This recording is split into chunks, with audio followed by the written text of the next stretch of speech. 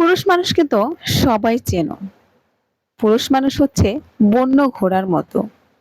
এরা যদি একবার রেগে যায় না, তাহলে সংসার উলটপালট করে দেবে। তবে শোনো, তুমি যদি তোমার ঘরে শান্তি ফিরে পেতে চাও, তাহলে কখনো তার উপর হুকুম চালানোর চেষ্টা করো না।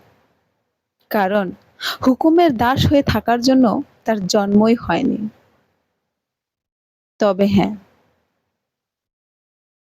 তার চাওয়া পাওয়ার দিকে নজর দাও। তার আদর আপ্যায়নে যেন অবহেলা না হয়। তার আশেপাশে ছায়ার মতো লেগে থাকার চেষ্টা করো। তার ভালো লাগা খারাপ লাগা প্রত্যেকটা কাজকে সাপোর্ট করো। যদি এইভাবে চলতে না পারো, তাহলে তার মনে কখনোই জায়গা করে নিতে পারবা না। একটা পুরুষের মনে নারীদের জায়গা করে নেওয়া যতটা সহজ, ঠিক ততটাই কঠিন।